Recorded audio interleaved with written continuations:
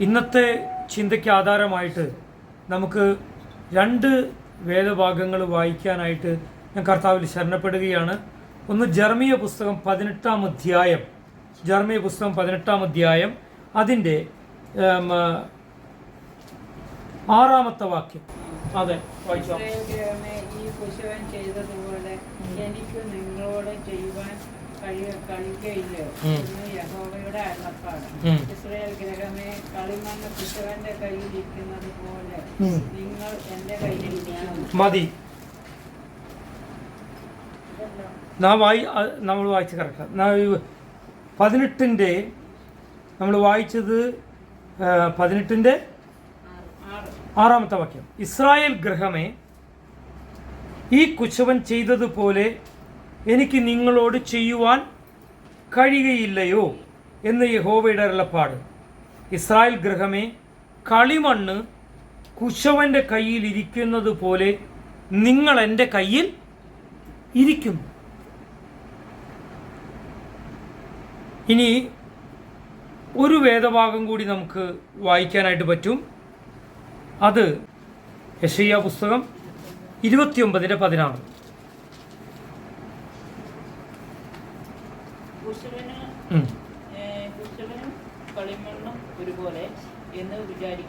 മതി, അത്ര മതി.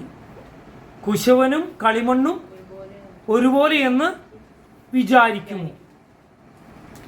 സ്തോത്രം.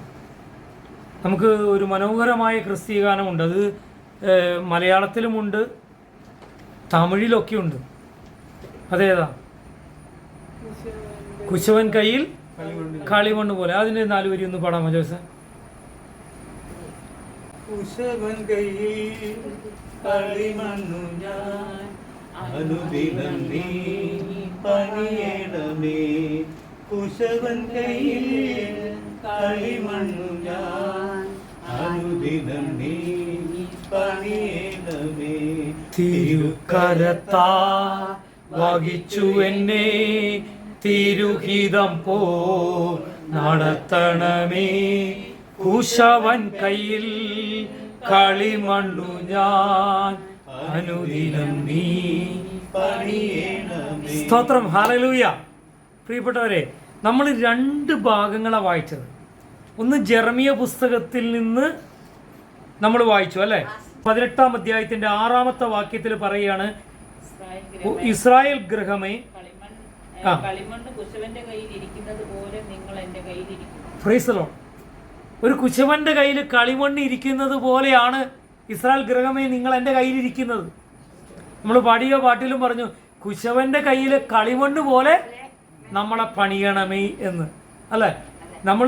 നമുക്കറിയാം, ഈ ജെറമിയ പുസ്തകം വായിക്കുമ്പോൾ, യെരമ്യാവിൻ്റെ പുസ്തകം വായിക്കുമ്പോൾ ഈ പ്രവാചകനോട് എന്ത് പറഞ്ഞു? നീ എഴുന്നേറ്റ് കുശവന്റെ വീട്ടിലേക്ക് ചെല്ലുക, അവിടെ വെച്ച് ചിലത് നിന്നെ പഠിപ്പിക്കാനുണ്ട്, ചില പ്രവചനങ്ങൾ, ആത്മീയ ദൂതുകൾ നിന്നെ മനസ്സിലാക്കാനുണ്ട് എന്നാണ് ദൈവം ഈ പ്രവാചകനോട് പറഞ്ഞത്. എന്നാൽ യെശയ്യാവിൻ്റെ പുസ്തകത്തിൽ നമ്മൾ വായിച്ചത് കുശവനും കളിമണ്ണും ഒന്നല്ലാന്നാണ്. ഒരുപോലെയാണോ? നമുക്കറിയാം, ഒരു ക്രിസ്ത്യാനിയുടെ ജീവിതത്തിൽ എപ്പോഴും പറയും, നമ്മൾ സമർപ്പിക്കുമ്പോൾ കർത്താവേ അങ്ങനെ പണിയണമേ. നമ്മുടെ എപ്പോഴുള്ളൊരു പ്രാർത്ഥനയാണ്. വലിയവർ മുതൽ ചെറിയവർ വരെ ഇത് തന്നെ പ്രാർത്ഥന. ഒരു കുശവന്റെ കയ്യിലെ കളിമണ്ണ് പോലെ നമ്മളെന്ത് ചെയ്യണം? പണിയണമേ. എന്നാൽ നമ്മൾ ഈ പ്രാർത്ഥന പലവട്ടം ചെയ്തിട്ടും നമ്മൾ ശരിക്കും പണിയപ്പെടുന്നില്ല എന്നുള്ളതാണ് സത്യം. അതിൻ്റെ കാരണം എന്താണെന്ന് അല്പസമയം ചിന്തിക്കുവാനാണ് ഈ ഉപവാസ പ്രാർത്ഥനയിൽ ഞാൻ എൻ്റെ സമയത്തെ എടുക്കുന്നത്. ദൈവം ഒരു കുശവനാണെങ്കിൽ, ഒരു പാത്രങ്ങൾ നിർമ്മിക്കുന്ന ആളാണെങ്കിൽ, കളിമണ്ണ് ആ കുശവന്റെ കയ്യിലിരിക്കുന്നുവെങ്കിൽ പിന്നെ എന്തുകൊണ്ടാണ് പണിയപ്പെടാൻ കഴിയാത്തത്? എന്താണ് നമ്മുടെ കുറവ്? എന്തുകൊണ്ടാണ് കർത്താവിൻ്റെ ഇഷ്ടപ്രകാരമുള്ള ഒരു മാനപാത്രമായി നമ്മൾ മാറാൻ കഴിയാത്തത്? അനേകർക്ക് ഒരു അനുഗ്രഹമാകുന്ന ഒരു അനുഗ്രഹപാത്രമായി നാം മാറാൻ കഴിയാത്തത് എന്തുകൊണ്ട്? നമ്മളിലൂടെ അനുഗ്രഹങ്ങൾ എന്തുകൊണ്ട് പുറത്തേക്ക് പോകുന്നില്ല? മറ്റുള്ളവർ നമ്മളിലൂടെ അനുഗ്രഹിക്കപ്പെടുന്നില്ല. അബ്രഹാമിനോട് ദൈവം പറഞ്ഞു, ഞാൻ നിന്നെ അനുഗ്രഹിക്കും, നീ അനുഗ്രഹിക്കുന്നവരെ മുഴുവൻ ഞാൻ എന്ത് ചെയ്യും? അനുഗ്രഹിക്കും എന്ന് പറഞ്ഞാൽ ഇതൊരു പകരപ്പെടുന്ന ശുശ്രൂഷയാണ്. കർത്താവിൽ അനുഗ്രഹിക്കപ്പെട്ടവർ മറ്റുള്ളവർക്ക് ഒരു അനുഗ്രഹമായി തീരണം, ഒരു സ്വാർത്ഥനല്ല. ഞാൻ ഒരിക്കൽ പറഞ്ഞു, ഏത് പാത്രമാണ് വിലയേറിയതെന്ന് ചോദിച്ചാൽ ഒരിക്കൽ ദൈവാത്മാവിനോട് പറഞ്ഞത്, ഒഴിക്കുന്ന പാത്രം, മറ്റുള്ളവർക്ക് ഒഴിച്ചു കൊടുക്കുന്ന പാത്രം.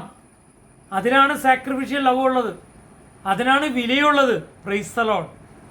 അതിൻ്റെ അങ്ങനെയുള്ള പാത്രങ്ങളുടെ പുറവും അകവും നല്ല വെടിപ്പുള്ളതായിരിക്കണം. നമുക്കറിയാം, ഇപ്പോൾ നമ്മുടെ ഫ്രണ്ടിൽ ഈ കുടിക്കാൻ വെള്ളം വെച്ചിരിക്കുന്ന പാത്രം അകമൊക്കെ നന്നായിട്ട് കഴിയുന്നതൊക്കെ ശരി, പുറത്ത് മുഴുവൻ ചെളിയാണെങ്കിലോ ആൾക്കാർക്ക് കുടിക്കാൻ തോന്നും? അതൊന്നുമില്ല. ഇനി പുറമൊക്കെ നല്ല ക്ലീൻ, അകമൊന്ന് തുറന്നു നോക്കുമ്പോൾ അതിൽ ഇത് സാധനങ്ങളാണെങ്കിലോ അയ്യോ, അത് ആൾക്കാർ തുറക്കില്ല.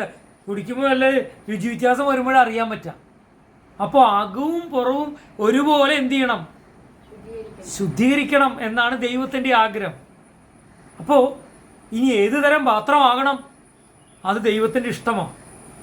അപ്പോൾ എന്താണ് ഒരു കുശവൻ്റെ കയ്യിൽ ഇരിക്കുന്ന കളിമണ്ണ് ഒരു നല്ല പാത്രമാകുന്നതിനുള്ള തടസ്സങ്ങൾ എന്താ? പ്രധാനമായി ചില തടസ്സങ്ങൾ പറഞ്ഞ് അതിൽ നിന്ന് മാറുവാനായിട്ട് ദൈവകരങ്ങളിലേക്ക് നമ്മെ ഏൽപ്പിച്ചു കൊടുക്കാനാണ് ഇന്ന് പകൽക്കാലം ഞാൻ ആഗ്രഹിക്കുന്നത്. ഒന്നാമത്തെ കാര്യം, നമുക്കറിയാം, ഇവിടെ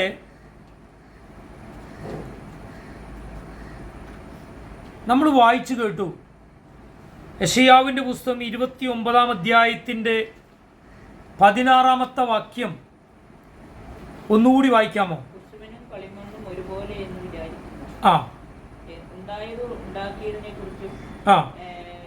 അവൻ എന്നെ ഉണ്ടാക്കിയിട്ടില്ല എന്നും ഉരുവാക്കിയതിനെ കുറിച്ച് അവന് ബുദ്ധിയില്ല എന്ന് പറയുമോ?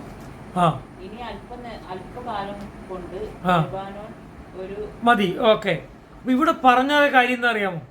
വളരെ കൃത്യതയോടുകൂടിയാണ് ഈ കാര്യങ്ങൾ പറയുന്നത്. അതായത് ഈ കളിമണ്ണും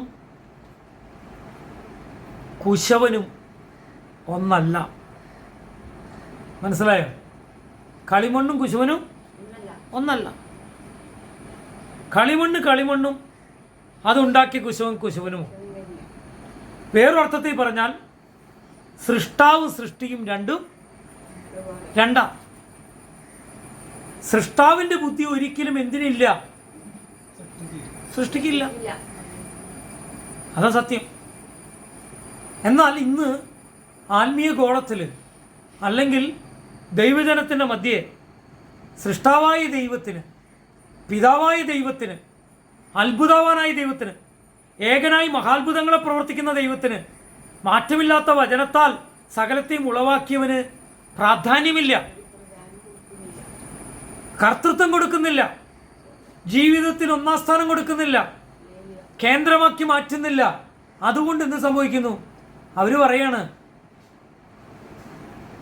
ഞങ്ങൾക്ക് ഈ കുശവനൊന്നുമല്ല, കുശവനും കളിമണ്ണും ഒക്കെ ഒന്ന് തന്നെയാണ് എന്ന് പറഞ്ഞു കഴിഞ്ഞാൽ ഞങ്ങൾ മതി, ഞങ്ങൾക്ക് വേണ്ടി ഞങ്ങളിൽ ആശ്രയിച്ചോളാം, ഞങ്ങൾ വിചാരിക്കുന്ന പോലെ മതി, ഞങ്ങളുടെ ജീവിതത്തിൽ അങ്ങ് ഇടപെടണ്ട, അങ്ങയുടെ ആവശ്യമില്ല എന്ന് പറയുന്ന മനോഭാവമുള്ള ഒരു വ്യക്തിയെ പണിയുവാനായിട്ട് സൃഷ്ടാവായിരിക്കുന്ന, നല്ലവനായിരിക്കുന്ന, പിതാവായിരിക്കുന്ന ദൈവത്തിന് കഴിയില്ല എന്നുള്ള സത്യം. കേട്ടോ? ഒന്നാമത് നമ്മുടെ ജീവിതത്തിൻ്റെ മനോഭാവം എപ്പോഴാണ് സംഭവിക്കുക? ഒത്തിരി പണം വരുമ്പോൾ, ഒത്തിരി ഭൗതിക അനുഗ്രഹങ്ങൾ വരുമ്പോൾ, ഒത്തിരി കാര്യങ്ങൾ വരുമ്പോൾ കർത്താവിനെ പിൻഗമിക്കാൻ നമുക്ക് സാധ്യമല്ലാതാകും. ഞാൻ അതുകൊണ്ടാണ് കഴിഞ്ഞ ഞായറാഴ്ച പറഞ്ഞത്, അതായത് ഈ നിങ്ങൾക്ക് ലഭിച്ച അനുഗ്രഹവുമായിട്ട് എന്നെ അനുഗമിക്കാനാണോ കർത്താവ് പറഞ്ഞത്? പിന്നെ എന്തു പറഞ്ഞു? നിങ്ങൾ എങ്ങനെ നിങ്ങളുടെ ക്രൂശെടുത്ത് തന്നെ അനുഗമിക്കുക എന്ന് പറഞ്ഞാൽ കഷ്ടപ്പാടുണ്ടെങ്കിൽ കഷ്ടപ്പാടോടുകൂടി, ത്യാഗമനോഭാവത്തോടുകൂടെ, വില കൊടുത്തുകൊണ്ട് അനുഗമിക്കണം. അപ്പോൾ കളിമണ്ണും കുശവനും രണ്ടാണ്. ബുദ്ധിയുള്ള കുശവൻ, പണിയുന്ന കുശവൻ, എല്ലാം അറിയുന്ന കുശവൻ, നമ്മെക്കുറിച്ച് പ്ലാനും പദ്ധതിയുള്ള കുശവൻ്റെ കയ്യിൽ കളിമണ്ണായിട്ടിരിക്കണമെങ്കിൽ നമ്മൾ എന്ത് ചെയ്യണം? നമ്മൾ ഒരു കാര്യം ആദ്യം മനസ്സിലാക്കണം. അതായത് നമ്മൾ കർത്താവ് എന്തെന്നാ നമ്മെ സൃഷ്ടിച്ചപ്പോൾ കർത്താവ് എന്താ പറഞ്ഞത്? എന്താ ഉൽപ്പത്തി പുസ്തകത്തിൽ പറഞ്ഞത്? ഭൂമി മുഴുവൻ അല്ല, മനുഷ്യനെ സൃഷ്ടിച്ചപ്പോൾ എന്താ പറഞ്ഞത്? അത് സൃഷ്ടിച്ചതിന് ശേഷം, അതിനു മുമ്പ് നമുക്ക് നമ്മുടെ അങ്ങനെ പറഞ്ഞത്, നമുക്ക് നമ്മുടെ സ്വരൂപത്തിലും ഛായയിലും മനുഷ്യനെ സൃഷ്ടിക്കാം കേട്ടോ. അപ്പൊ മനുഷ്യന് ദൈവത്തിന്റെ അനേക സ്വഭാവങ്ങളുണ്ട് എന്നുള്ള സത്യമാണ്. പക്ഷേ മനുഷ്യൻ ദൈവമല്ല. ഒരു മനുഷ്യനും ദൈവമാകാൻ കഴിയില്ല. അമ്മ ദൈവങ്ങളുണ്ട്, അപ്പൻ ദൈവങ്ങളുണ്ട്, ആ ദൈവങ്ങളുണ്ട്, ഈ ദൈവങ്ങളുണ്ട്, താരാരാധന നടത്തുന്ന ദൈവങ്ങളുണ്ട്, ഒക്കെ ശരി തന്നെ. അതൊക്കെ അവർ ദൈവങ്ങളാണോ? അല്ല. ദൈവത്തിൻ്റെ സ്വരൂപത്തിലും സാദൃശ്യത്തിലും മനുഷ്യനെ സൃഷ്ടിച്ചു എന്ന് പറയുന്നുണ്ട്. പക്ഷേ ദൈവം ആ കളിമണ്ണും കുശവനും തമ്മിലുള്ള വ്യത്യാസം. പക്ഷെ മനുഷ്യന് പറ്റിയ തെറ്റെന്തറിയാമോ? മനുഷ്യൻ ദൈവങ്ങളെ ഉണ്ടാക്കുകയാണ്. അതാ തെറ്റ്. എങ്ങനെ ദൈവങ്ങളെ ഉണ്ടാക്കുന്നു? മനുഷ്യൻ എങ്ങനെയാണെന്ന് അറിയോ? അവൻ വിചാരിക്കുന്ന തരത്തിലെ ദൈവം എന്ന് അവൻ വിചാരിക്കുക. അതാണ് കാര്യം. അവൻ വിചാരിക്കുക, ഇതൊക്കെയാണ് ദൈവം, എൻ്റെ ദൈവം ഇങ്ങനെയാണ്, ഇത്രയും മതി, ഇതിനപ്പുറത്തേക്ക് പോണ്ട, എന്നോട് ഇടപെടണ്ട, എന്നെ പഠിപ്പിക്കാൻ വരണ്ട, എന്നെ മൂക്കേറിടണ്ട, എന്നോട് ഉപദേശിക്കണ്ട എന്ന് പറയുന്ന തരത്തിൽ അവനൊരു ദൈവത്തെ പിൻപറ്റുകയാണ്. ശരിയായാണോ അത്? ശരിയല്ല. അതാണ് യഥാർത്ഥത്തിൽ കർത്താവിൻ്റെ കയ്യിൽ ഇണങ്ങിയ ഒരു പാത്രമാകുവാനുള്ള ഒന്നാമത്തെ തടസ്സം. അതുകൊണ്ടാണ് ഈ ചോദ്യം പ്രസക്തമാകുന്നത്. കുശവനും കളിമണ്ണും ഒന്നാണോ? ഒന്നാമത്തെ കാര്യം നമ്മൾ നമുക്ക് ഇഷ്ടമുള്ള തരത്തിൽ ദൈവത്തെ ഉണ്ടാക്കുക. അതാ കാര്യം. കളിമണ്ണ് വിചാരിക്കുക ഞാൻ അങ്ങോട്ട് ഉണ്ടാക്കാം, ദൈവത്തെ ഞാൻ ഉണ്ടാക്കാം. കളിമണ്ണും കുശവനും ഒന്നല്ല. രണ്ടാമത്തെ കാര്യം, എപ്പോഴാണ് ഈ കുശവന് ഈ കളിമണ്ണിലൊന്നും ചെയ്യാൻ പറ്റാത്തത്? നമുക്കറിയാം, ഈ പ്രവാചകനെ പാത്രം ഉണ്ടാക്കുന്ന സ്ഥലത്ത് കൊണ്ടുപോയിട്ട് കുശവൻ്റെ വീട്ടിൽ കൊണ്ടുപോയിട്ട് നീ ഇങ്ങനെ നോക്കി നിൽക്കുക. അപ്പോൾ ചില സമയത്ത് ഈ കുശവൻ എന്ത് ചെയ്യും? ഇതുണ്ടാക്കുന്ന സമയത്ത് കേടാവും. അപ്പം എന്ത് ചെയ്യും? മെഷീൻ കേടാവണതല്ല, ഉണ്ടാക്കണ സാധനം. അതായത് കളിമണ്ണൊക്കെ നന്നായിട്ട് അരച്ചിട്ട് വേണം ഇത് ചെയ്യാനായിട്ട്. എന്ന് പറഞ്ഞാൽ വല്ല പൊടിയോ വല്ല എന്തെങ്കിലും കല്ലൊക്കെ ഉണ്ടായി കഴിഞ്ഞാൽ അവിടെ വെച്ച് അത് പൊട്ടിയോ പോവും, ഓട്ടയാവും. അതുകൊണ്ട് അങ്ങനെ വരുമ്പോൾ എന്ത് ചെയ്യും? കുശവൻ ആ സാധനത്ത് കൊണ്ട് വെച്ചിട്ട് രണ്ടാമത് ഒന്നും വേറെ മണ്ണോ അല്ലെങ്കിൽ അത് കുറച്ച് മണ്ണ് ചേർത്ത് ചെയ്ത് എന്ത് ചെയ്യും? ഇതൊരു നല്ല പാത്രം പണിയാനുള്ള കുശവൻ്റെ പരിപാടിയാണ് അല്ലേ? അപ്പോൾ ഈ എന്താണ് ഒരുവന് ദൈവത്തിൻ്റെ ഇഷ്ടപ്രകാരമുള്ള ഒരു പാത്രമാകാനുള്ള തടസ്സം എന്ന് പറയുന്നത്? ഈ കരടുകളാണ്. കരടെന്ന് ചോദിച്ചാൽ നമ്മുടെ ജീവിതത്തിലെ കരട് എന്ന് പറയുന്നത്, കർത്താവ് പറഞ്ഞു, നിന്റെ കണ്ണിൽ വലിയ കോലിരിക്കുമ്പോൾ നീ മറ്റൊരാളുടെ കണ്ണിലെ കരടെടുക്കാൻ. കർത്താവ് പറഞ്ഞത് കരടിൻ്റെ കാര്യമാണോ? പറഞ്ഞതെന്നാ, നീ വലിയ പാപിയായിരിക്കെ നീ ചെറിയ പാപമുള്ളവൻ്റെ പാപം എടുക്കാൻ പോണ്ട, നീ ആദ്യം കണ്ണിലെ കോലെടുത്ത് മാറ്റാൻ. പറഞ്ഞത് മനസ്സിലാവുന്നുണ്ടോ? അതിൻ്റെ അർത്ഥം എന്താണെന്ന് ചോദിച്ചാൽ വളരെ കൃത്യതയോടെ മനസ്സിലാക്കും. അതായത് നമ്മുടെ ജീവിതത്തിലെ മാനസാന്തരപ്പെടാത്ത പാപങ്ങൾ ഒരു കുശവന് നമ്മെ പണിയുന്നതിന് തടസ്സമാക്കുകയാണ്. ഹല്ലേലൂയ. ദൈവത്തിൻ്റെ വചനം അങ്ങനെ തന്നെയാണ് പറയുന്നത്. നമുക്ക് വായിക്കാം സദൃശ്യവാക്യം അതിൻ്റെ 28-ാം അധ്യായം 13-ാമത്തെ വാക്യം. 28-ന്റെ 13. സദൃശ്യവാക്യം 28:13. തന്റെ ലംഘനങ്ങളെ മറയ്ക്കുന്നവന് ശുഭം വരികയില്ല. തന്റെ ലംഘനങ്ങളെ മറയ്ക്കുന്നവന് ശുഭം വരികയില്ല. അവയെ ഏറ്റുപറഞ്ഞ് ഉപേക്ഷിക്കുന്നവനോ കരുണയും. അത് ഏറ്റു പറഞ്ഞു ഉപേക്ഷിക്കണമെന്ന്. നമ്മുടെ ജീവിതത്തിൽ പിന്നെ അത് പാടില്ലെന്ന്. മറച്ചു വെച്ചതുകൊണ്ട് ശുഭം വരില്ല.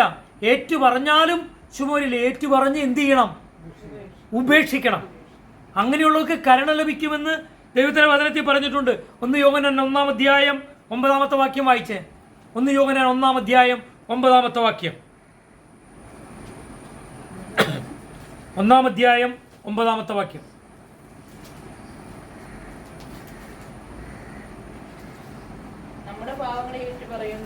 നമ്മുടെ പാവങ്ങളെ ഏറ്റുപറയുന്നുവെങ്കിൽ അവൻ നമ്മുടെ പാപങ്ങളെ ക്ഷമിച്ച് സകല അനീതിയും പോക്കി നമ്മെ ശുദ്ധീകരിപ്പാൻ തക്കവണ്ണം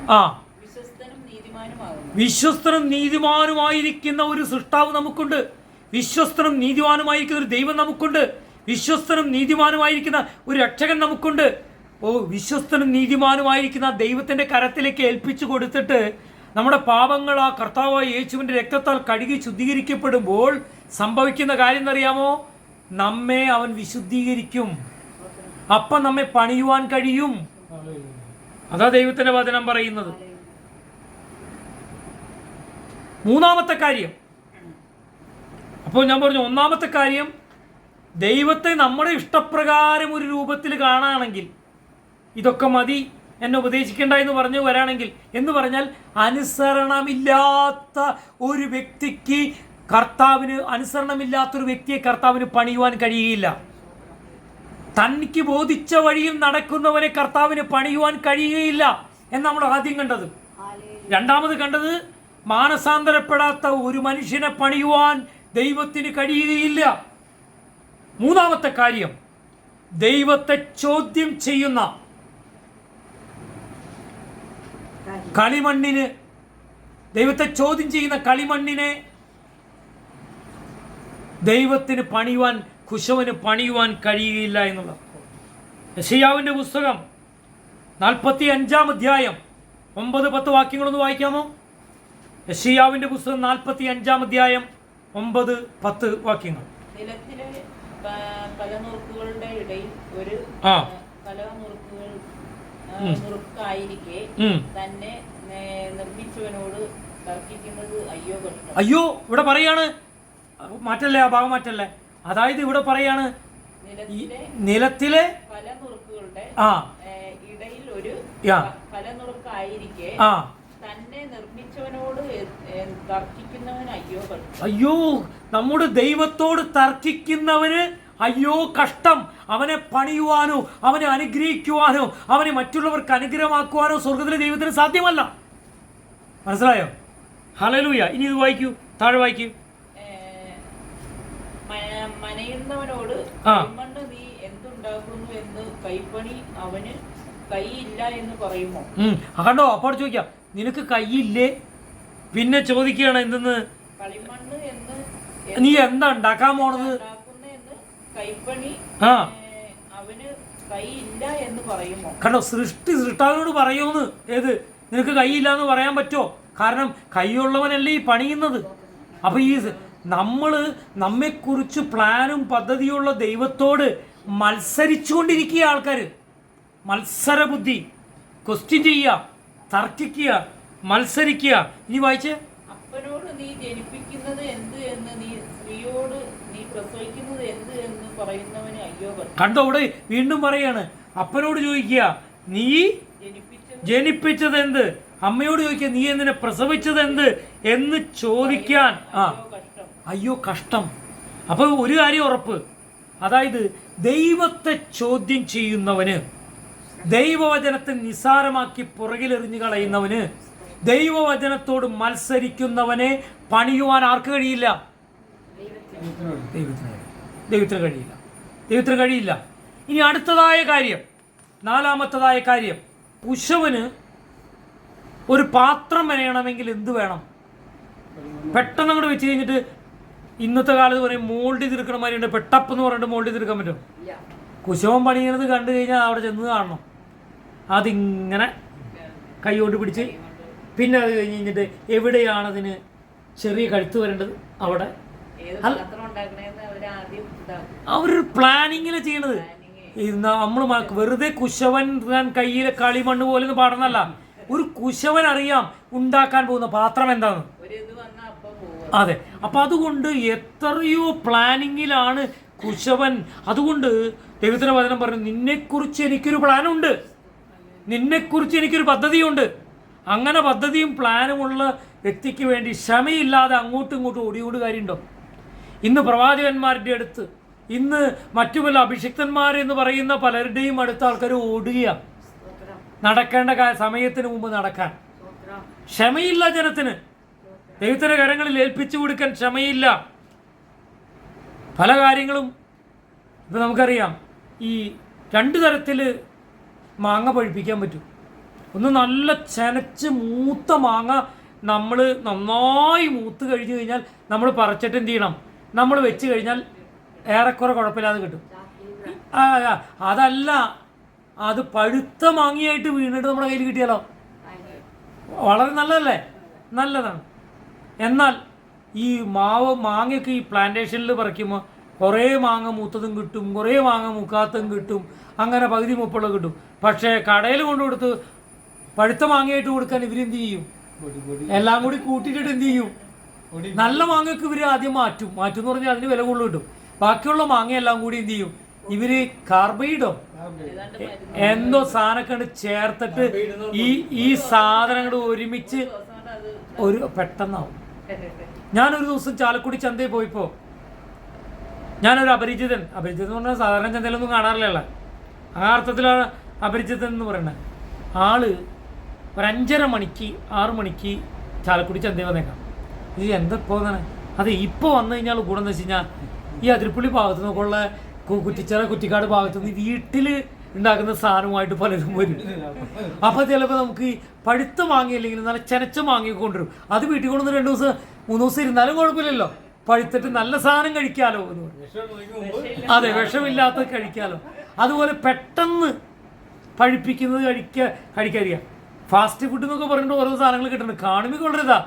ചിലത് കഴിച്ചു കഴിഞ്ഞാൽ അപ്പം തന്നെ അപ്പോൾ കഴിഞ്ഞ ദിവസം ഒരാൾ ചോദിച്ചു, ഇന്നത് കഴിച്ചിട്ടൊന്നും കുഴപ്പമുണ്ടായില്ലല്ലോ, അതൊന്നും കഴിച്ചിട്ട് കുഴപ്പം ഈ എന്തെന്നാ ചോറുണ്ടപ്പോഴും അല്ലെങ്കിൽ പായസം കുടിച്ചപ്പോഴും ഇന്നത് ചെയ്തപ്പോഴൊന്നും കുഴപ്പമുണ്ടായില്ലല്ലോ, ഈ മന്തി കഴിച്ചപ്പോഴാണ് ആൾക്കാർ മരിക്കണത് ചോദിച്ചു. എന്ന് പറഞ്ഞാൽ ഈ ഫാസ്റ്റ് ഫുഡ് കഴിച്ച് മരിച്ചവർ ഒത്തിരി പേരുണ്ട്.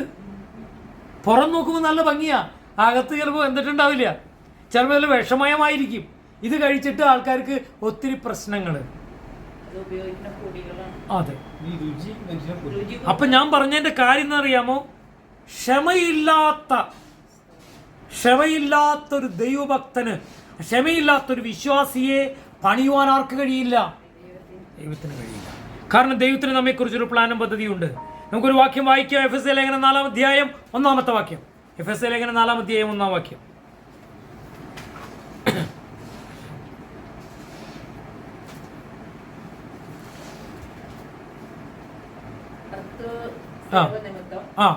ബന്ധനായിരിക്കുന്ന ഞാൻ പ്രബോധിപ്പിക്കുന്നത്, നിങ്ങളെ വിളിച്ചിരിക്കുന്ന വിളിക്ക് യോഗ്യമാവണ്ണം പൂർണ്ണ വിനയത്തോടും സൗമ്യതയോടും ദീർഘക്ഷമയോടും കൂടെ നടക്കുകയും സ്നേഹത്തിൽ അന്യോന്യം പൊറുക്കുകയും ആത്മാവിന്റെ ഐക്യത സമാധാന ബന്ധത്തിൽ കാപ്പാൻ ശ്രമിക്കുകയും ചെയ്യണം. ഒരു കാര്യം, എഫെസ്യ ലേഖനത്തിന് ഈ കുശവനും കളിമണ്ണുമായുള്ള എന്ത് ബന്ധമാണുള്ളത്? ബന്ധമുണ്ട്.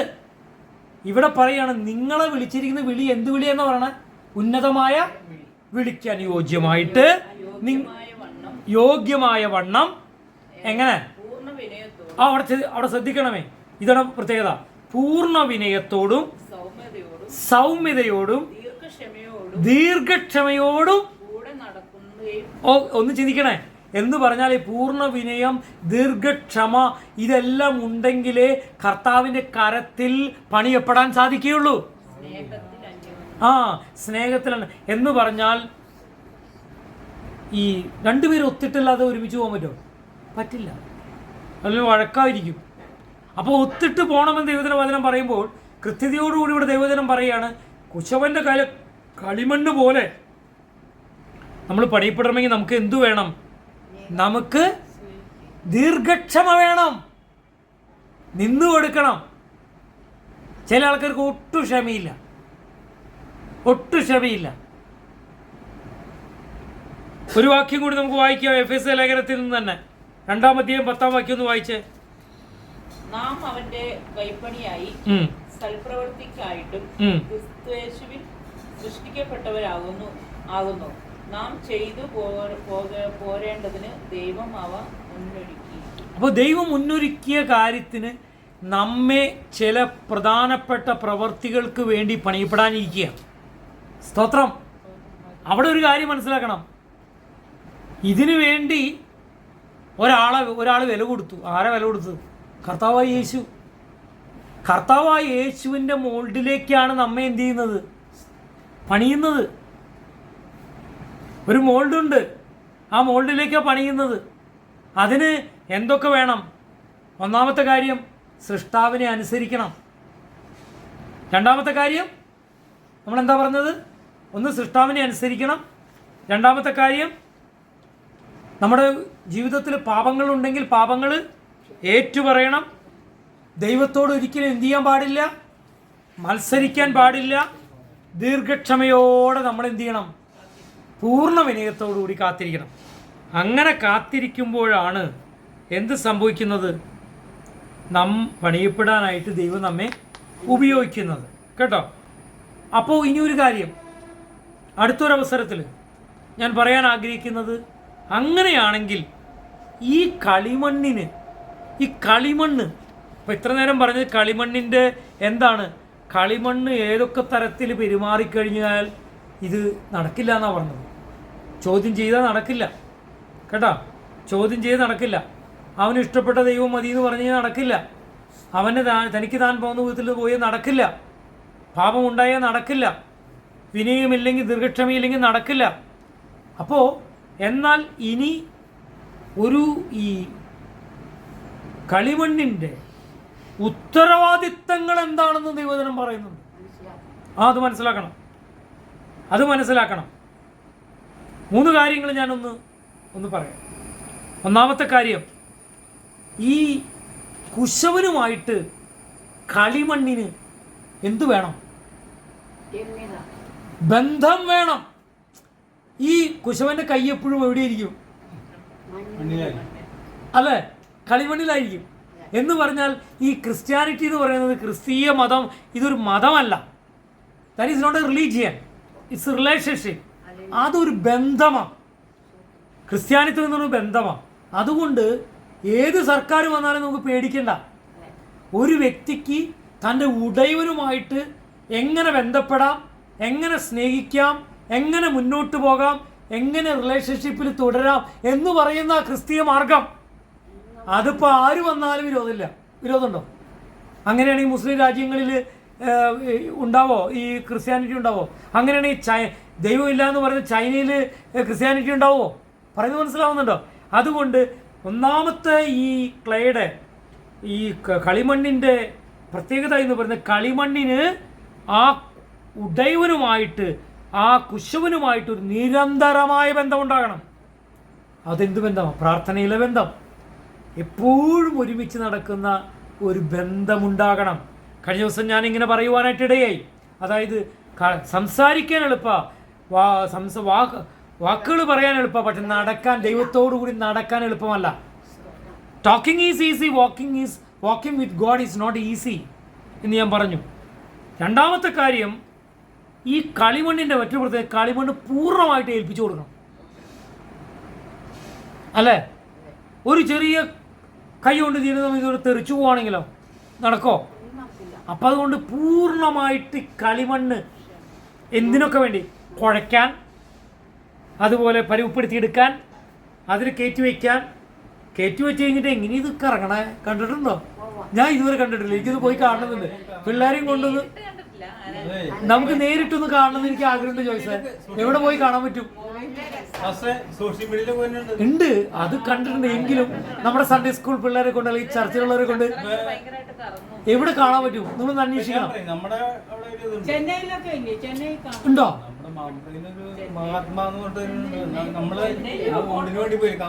അവിടെ ചെയ്യുന്നുണ്ടോ? അപ്പൊ നമുക്ക് പോയി കാണണം. നോക്കാതെ അന്വേഷിക്കണം. മറ്റേ ഇഷ്ടികയും ചോടും മാത്രമേ അടിക്കണുള്ളൂ. കുടവും അതുപോലെയുള്ള സ്ഥലങ്ങൾ നമുക്ക് പോകണം, കണ്ടുപിടിക്കണം. ആ ഉത്തരവാദിത്വം ഇപ്പൊ പീറ്റർ ബ്രദറിനെ ഏൽപ്പിച്ചേക്കണം. അതായത് ഒരു കുശവൻ കളിമണ്ണുണ്ടാക്കുന്ന സ്ഥലത്തേക്ക്, ഒരു കുശവന്റെ വീട്ടിലേക്ക് പ്രവാചകനെ ദൈവം അയച്ചെങ്കിൽ നമുക്കും ഈ നാളുകളിലൊന്നും ഒരു കുശവന്റെ സ്ഥലത്ത് പോയിക്കൂടെ? ഒന്ന് പോകാം. സ്തോത്രം, ഹല്ലേലൂയ. അപ്പൊ ഞാൻ പറഞ്ഞു വരുന്നത് എന്തറിയാമോ? ഈ കളിമണ്ണിന് വേണ്ട ഗുണം ഒന്ന്, എപ്പോഴും ദൈവത്തിന്റെ കരം ഈ കളിമണ്ണോട് കൂടെ ഉണ്ടാകണം. രണ്ടാമത്തെ കാര്യം, അത് പൂർണ്ണമായിട്ട് മോൾഡ് ചെയ്യാനായിട്ട് അത് ഏൽപ്പിച്ചു കൊടുക്കണം. ഇനി മൂന്നാമത്തെ കാര്യം എന്ന് പറയുന്നത്, നമുക്കൊരു സമയത്തിൻ്റെതല്ല, ഏത് സമയത്തും. അപ്പൊ ഇത് ഈ കളിമണ്ണ് ഈ സാധനത്തിൽ ഇങ്ങനെ കിടന്ന് കറങ്ങണത് മനസ്സിലായോ? കളിമണ്ണിനോട് എങ്ങനെയാണ് നല്ല സുഖമുണ്ടെന്ന് വെച്ച് കഴിഞ്ഞാൽ, ആ കളിമണ്ണിന് ജീവനില്ലാത്തതുകൊണ്ട് കളിമണ്ണ് ഒന്നും പറയില്ല. നമ്മുടെ ജീവിതത്തിൽ ഇങ്ങനെ ഒരു കറക്കത്തിലൂടെയാണ് നമ്മൾ ശരിയാക്കണമെങ്കിലോ, അപ്പൊ അയ്യോ പത്തേ കരച്ചിലും ഒക്കെ പറഞ്ഞുകൊണ്ട് പണ്ടേക്ക് കൊണ്ട് ഓടാൻ നോക്കും. പക്ഷേ നമ്മളൊന്ന് ഏൽപ്പിച്ചു കൊടുത്ത് നോക്കിയേ, നമ്മുടെ കരച്ചിലിൻ്റെ മധ്യേ, നമ്മുടെ പ്രയാസത്തിൻ്റെ മധ്യേ, നമ്മുടെ കഷ്ടങ്ങളുടെ മധ്യേ നമ്മൾ കർത്താവിനെ അനുഗമിക്കാൻ ഇറങ്ങി തിരിച്ചാൽ നിശ്ചയമായിട്ട് കർത്താവിന് നമ്മെ ഒരു മാനപാത്രമായി, അനുഗ്രഹപാത്രമായി നമുക്ക് പണിയാൻ കഴിയും. സ്തോത്രം. അതുകൊണ്ട് നമ്മൾ ഏത് സാഹചര്യവും, നല്ല സാഹചര്യമാണെങ്കിൽ പണിയാൻ ഏൽപ്പിച്ചു കൊടുക്കുള്ളൂ, ചീത്ത സാഹചര്യമാണെങ്കിൽ പറ്റില്ല എന്ന് പറയുന്ന അനുഭവമൊന്നും നടക്കില്ല. അതായത് നമ്മൾ ചില സമയത്ത് പണിയുന്ന സമയത്ത് എന്ത് ചെയ്യും, ഈ കളിമണ്ണ് എന്ത് ചെയ്യും, എന്തെങ്കിലും കാരണവശാൽ അത് കേടായിട്ട് അത് അപ്പോൾ ഇത് പുള്ളി അതൊക്കെ കൂടി എടുത്തുകൊണ്ട് ഒന്നും കൂടി ഒന്ന് ചെയ്യും, ഒന്നും കൂടി എന്ത് ചെയ്യും, ഒന്നും കൂടി അത് ചെയ്ത് ഒന്നും കൂടി നരച്ച് രണ്ടാമത് എന്ത് ചെയ്യും കേട്ടു. ചില ക്രിസ്ത്യാനികൾ ഇത് സമ്മതിക്കില്ല. ഇങ്ങനെ പണിത് തുടങ്ങി, വലിയ പ്രതീക്ഷയിലൊക്കെ ഇങ്ങനെ ഇരുന്ന് കൊടുത്തു. കുറച്ച് കഴിഞ്ഞപ്പോൾ ഇവൻ്റെ കയ്യിലിരിപ്പ് കാരണം കർത്താവിന് പണിയാൻ പറ്റണില്ല. കർത്താവ് എന്ത് ചെയ്തു, വശം കിട്ടിട്ട് കർത്താവ് ആ സാധനം എടുത്തുകൊണ്ട് രണ്ടാമതും ആദ്യം കുതിർ പണിയാൻ പോണ്, വീണ്ടും രണ്ടാമത് പണിയാൻ പോവാം. ഈ രണ്ടാമത് പണിയാൻ, റീമോൾഡ് ചെയ്യുവാൻ, റീവർക്ക് ചെയ്യുവാൻ നമ്മൾ നിന്നു കൊടുത്തില്ല എങ്കിൽ സ്വർഗത്തിലെ ദൈവത്തിന് പ്രവർത്തിക്കാനായിട്ട് കഴിയില്ല.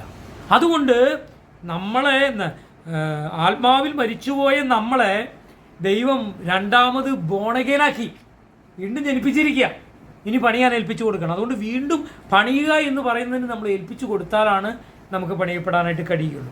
അപ്പോൾ നമ്മളിന്ന് വായിച്ച ഭാഗം ഇതാണ്, കളിമണ്ണും കുശവനും ഒന്നല്ല. കളിമണ്ണിന് കുശവനോട് മത്സരിക്കാനുള്ള അർഹതയില്ല, ചോദിക്കാനുള്ള അർഹതയില്ല. എന്നാൽ നാം ഏൽപ്പിച്ചു കൊടുക്കുന്നുവെങ്കിൽ, അനുസരണത്താൽ ഏൽപ്പിച്ചു കൊടുക്കുന്നുവെങ്കിൽ, പൂർണ്ണമായി ഏൽപ്പിച്ചു കൊടുക്കുന്നുവെങ്കിൽ നിശ്ചയമായി സ്വർഗത്തിലെ ദൈവം അത്ഭുതകരമായി നമ്മെ പണിയും. അപ്പോൾ ഈ പാട്ട് പാടിയാൽ അല്ല പണിയുന്നത്, നമ്മ മാനസാന്തരപ്പെട്ട് ദൈവത്തിന് ഏൽപ്പിച്ചു കൊടുത്ത്, ഏത് സമയത്തും ഏൽപ്പിച്ചു കൊടുത്ത് ആ കരത്തിലേക്ക് ചേർന്ന് നിന്ന് നിൽക്കുന്നുവെങ്കിൽ നിശ്ചയമായും. അപ്പോൾ കളിമണ്ണിനും ചില ഉത്തരവാദിത്വമുണ്ട്, കുശവനോട് നമുക്കൊരു സബ്മിഷനുമുണ്ട് അല്ലേ? അതിനായിട്ട് സ്വർഗത്തിലെ ദൈവം നമ്മുടെ ജീവിതത്തെ ഉപയോഗിക്കട്ടെ. അങ്ങനെ ഉപയോഗിക്കാൻ ഏൽപ്പിച്ചു കൊടുത്ത് ഉത്തരവാദിത്വമുള്ള കളിമണ്ണായിട്ട് കുശവന്റെ കയ്യിൽ ഏൽപ്പിച്ചു കൊടുത്ത് പാടാവുന്ന പാട്ടാണ് ഇത്. നമുക്ക് ആ പാട്ടിന്റെ വരികളൊന്നുകൂടി പാടാം. വഹിച്ചു എന്നെ തിരുഹിതം പോ നടത്തണമേ, കുശവൻ കയ്യിൽ കളിമണ്ണു ഞാൻ അനുദിനം നീ പണിയണമേ. കുശവൻ കയ്യിൽ കളിമണ്ണു ഞാൻ അനുദിനം നീ പണിയണമേ. അർത്ഥവത്തായ ഒരു പാട്ടുപാടി കർത്താവിൻ്റെ കരത്തിൽ അനുഗ്രഹിക്കപ്പെട്ട പാത്രങ്ങളായി അനേകർക്ക് അനുഗ്രഹങ്ങൾ ചൊരിഞ്ഞു കൊടുക്കാൻ, അനേകർക്ക് വഴി പറഞ്ഞു കൊടുക്കാൻ ഈ കുശവനെ പരിചയപ്പെടുത്തുക. നാം ജീവനുള്ള കല്ലുകളും ജീവനുള്ള പാത്രങ്ങളും. അതിനായിട്ട് സ്വർഗത്തിൽ ദൈവം അനുഗ്രഹിക്കട്ടെ. God bless you.